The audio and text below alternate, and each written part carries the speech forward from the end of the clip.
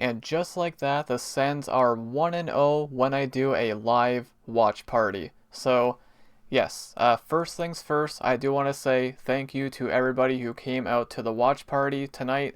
It is the first time I've ever done one for a Sens game. This is something I was thinking of doing for literal years, and it went well. Now, I say it went well. It's easy to say it went well because the Sens won, but yeah, just want to say thank you again to everybody who came out. I had a lot of fun doing it, and I will definitely be doing it again in the future for sure.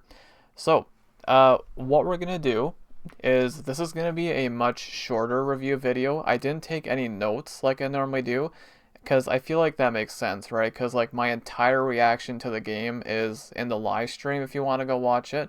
So, in the event I do a live watch party for a game, I won't be taking notes. It's going to be a shorter review video, and I feel like that makes sense, and it does make my job a little bit easier. So, yes. So, with all that being said, Tuesday, January 20th, the Sens were in Columbus to play the Columbus Blue Jackets. It was the 49th game of the season, 7 o'clock p.m. Eastern start time. So, this was the third and final meeting of the season between these two teams. So, the road team has actually won every single meeting. The Sens won 6-3 in Columbus back on December 11th. The Blue Jackets won 4-1 in Ottawa on the 29th of December. I believe that was the final game of 2025 actually. And now tonight, the Sens do win by a score of 4-1. So the road team won every single game in the season series. So, starting goalies tonight, James Reimer for the Sens again, which I'll be talking about him in a minute. And then Elvis Merzlikins for the Blue Jackets. So these two teams had identical records coming into tonight. They were both 22-19-7. Now, Columbus, they were coming in on a 4-game winning streak, and they also had not lost a game with Rick Bowness as their head coach. But that changed tonight. So, again, I don't have any notes. Basically, what I'm going to do is I'll read off the stats like I normally do, and then I'll go through the box score and all that. So let's just go ahead and flip over it to it now.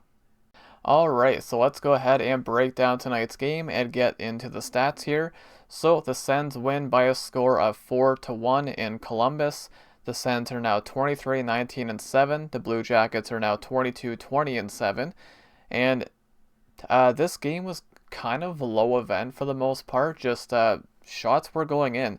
Like the Sens really did not give up that much tonight, I felt, and they were capitalizing on their chances, and it's just like, wow, this is refreshing. So the final shots in the game, 22-21 in favor of the Blue Jackets, just a very low shooting game. Face-off percentage, 59.6 for the Sens compared to 40.4% for the Blue Jackets.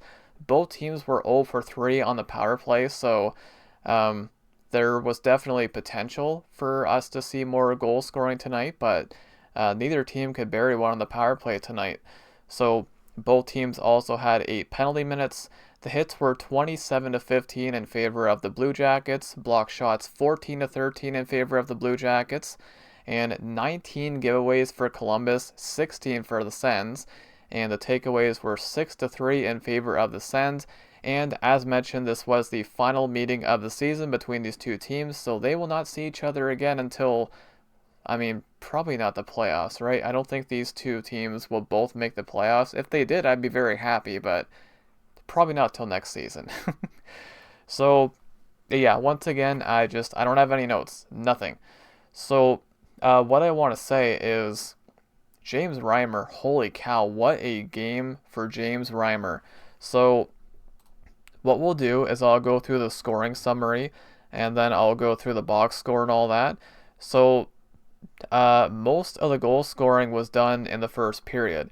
So, the first goal scorer, like, listen, if I told you, hey, I'm going live tonight, I'm going to do a Sens live watch party, who's going to score the first ever goal? Who would you predict? Just, I bet you wouldn't predict Tyler Kleven. Yeah, Tyler Kleven opens the scoring 3:34 into the first period from Giroux and Amadio, and the Sens go up 1-0. Clevin scoring his first goal in, I think it was like 61 games. Like, okay. And it was a nice shot too, like top corner. I'm like, dang, okay, that was unexpected. Did not have that on my bingo card. So the Sens go up 1-0. And the Blue Jackets would answer back a few minutes later. Sean Monahan would score on even strength. 7:46 into the first period from Jenner and Johnson. This would tie the game. So that was Monahan's 7th of the season. And this is the only goal Columbus scored tonight, and I don't really blame Reimer on it. It was just a quick release from Monahan in tight. There's not really much he can do on that, so I don't really blame Reimer. And outside of that, you're looking at a shutout. So Reimer was easily the first star of the game tonight, I think. So, moving on. I want to say something here. So I was wearing the Stützle jersey for the live watch party, and I'm wearing it right now. And I also picked him to score in the Tim Hortons picks. And wouldn't you know it, Tim Stützle scores the game winner. So he does score at the 10:15 mark of the first period, his 22nd of the season from Chabot and Jensen, and this would make the Sens, it would give them a 2-1 lead. And again, that ends up being the game winner. So, second period, there was no scoring in the second period. There was really not too much going on. Again, it kind of felt like just a low event game, because like you take out the goals.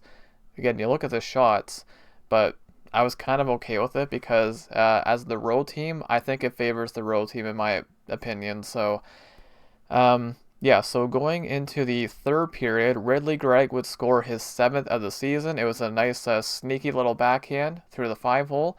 So he would score at the 6:49 mark of the third period from Dylan Cousins and Chabot, and this would make it 3-1 Sens.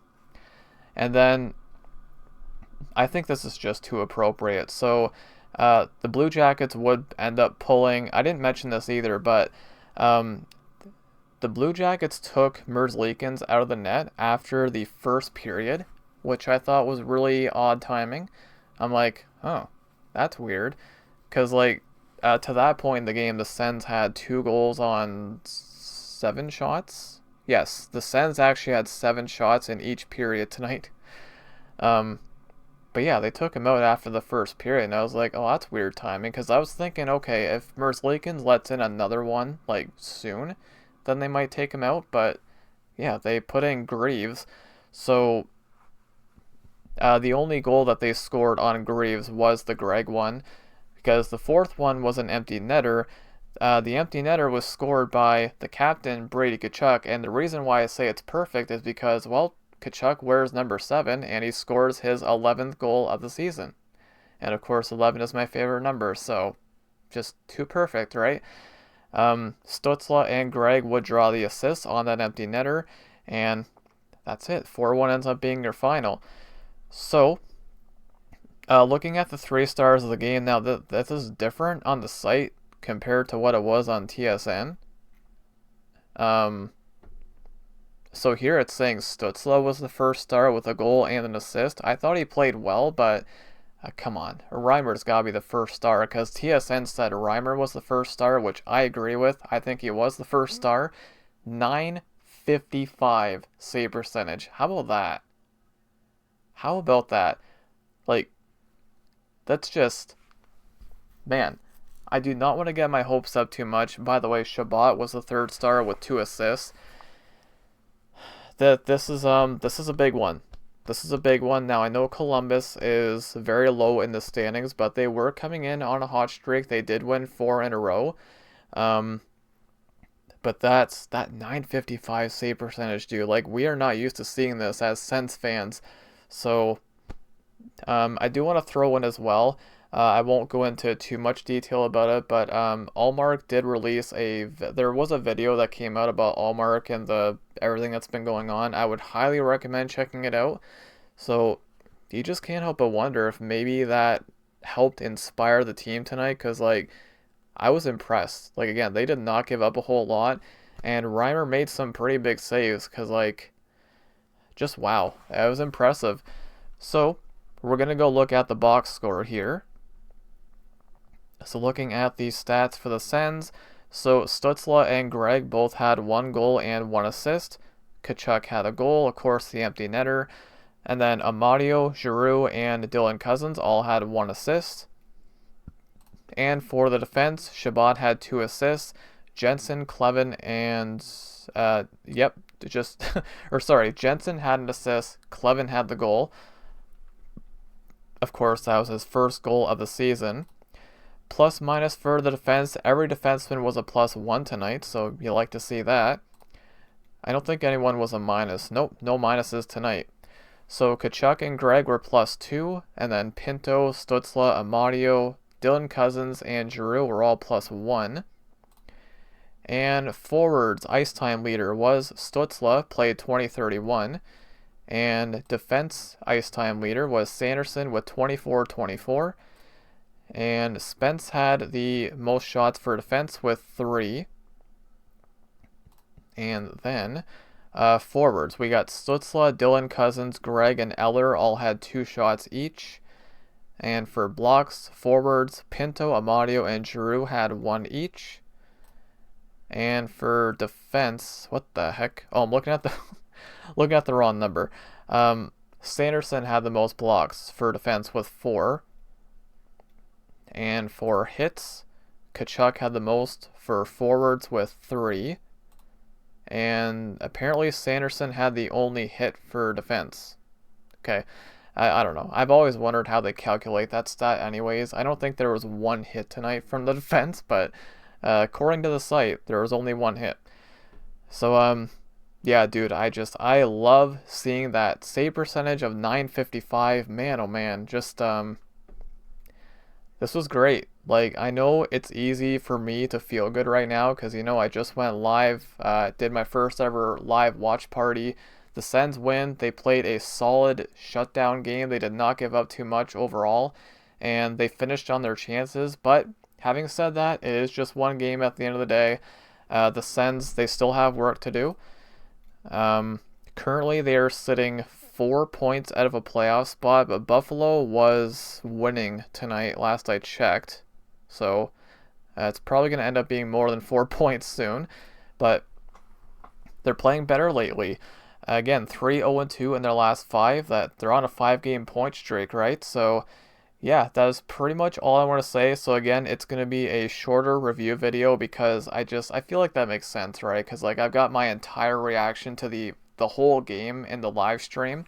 So what I will say about that is the next live stream, the next live watch party will be on Thursday, January 22nd, 8 p.m. Eastern Standard Time when the Sens take on the Nashville Predators. So yes, I will be doing a live watch party for that as well. So one thing I want to throw in here, when it comes to the watch parties, there is a much higher chance I'll do them on weekdays. So I know the Sens play on Saturday and Sunday this coming weekend. Those games I will not be doing a watch party for. So yeah, it's just going to be like a game by game thing. We'll see if I'm able to do one and all that kind of stuff. But yes, I will be doing one on Thursday, so do look out for that. And yeah, the Sens are 1-0 when I do a watch party, so maybe it's a sign, right?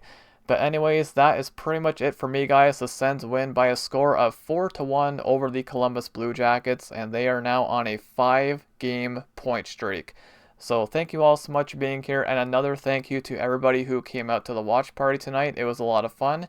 And yeah, that's it for me, guys. Thank you all so much for watching, and go Sens go.